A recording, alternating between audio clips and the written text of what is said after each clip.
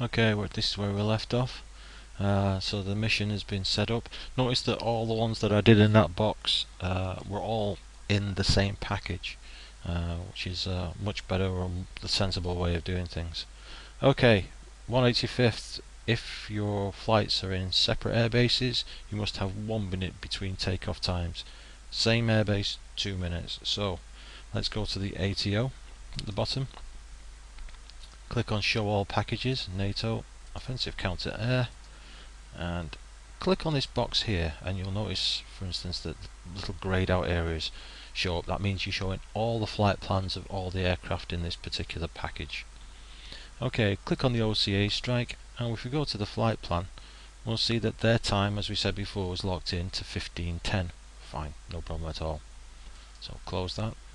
Okay, the escort, which you can arrange to have either first or second up. We'll have it first up. Theirs is also 15:10, but bear in mind that these guys, if I just move this across, these guys are in Amendola,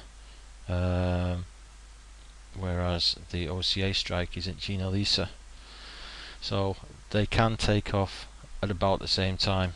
However, we don't want them to take off at exactly the same time. So what we do is, again, go into the flight path. We want to make sure that they take off a little bit earlier. Okay, so let's have them.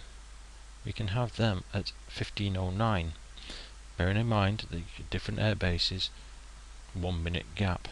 Okay. We can then have the SEAD escort by clicking on them and going to their flight plan. We can have them taking off at 15:11. Now this may not be the way you want to do it, the choice is yours, but it does mean then that everything is organised. I turn that and turn that back on again, and that should be all sorted. Look on the flight plans, everything's in line. We have the push point, steer point 2, steer point 6 is the split point, and that in essence is the mission setup.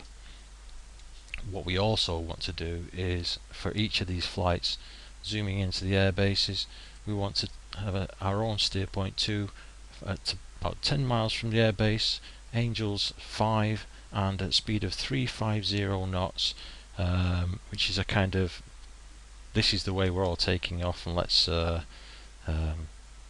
make it sensible. So I've a place to kind of regroup. So I've right clicked on Amendola, and I'm going to click on Recon.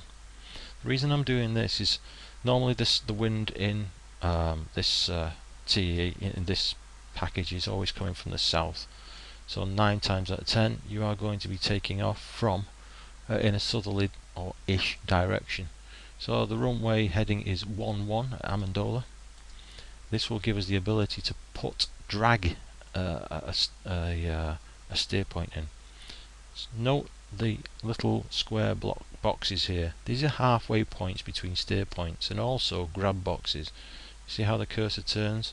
That means if I left click and hold it down, I can pull, and I'm going to pull it to about 110 degrees and about 10 miles. So let's just move that in a bit closer. I'm just all the time holding down the left button. 10 miles. I then left click on it just quickly, then I adjust the speed, the heights and speeds. If I drop that down to 5,000 feet and adjust that to 350 knots. Oops, too quick. Job done. Okay, I need to do that with each of the different flights. Okay, I'll come back to that in a moment. Okay, as you can see from the map now, all the flight plans have been changed and we're all geared up and ready and raring to go. Okay, this is the point where we think about putting in some threats or some help. I haven't put in the our AWACS yet or anything like that. I can do that in a moment. It's not critical, and sometimes it makes life interesting if you can't have them. However, we do need to have some enemy threats. We need to have some SAM threats. We have AAA, enemy aircraft, mobile infantry battalions and such like, and in the next lesson I'll show you how that's done.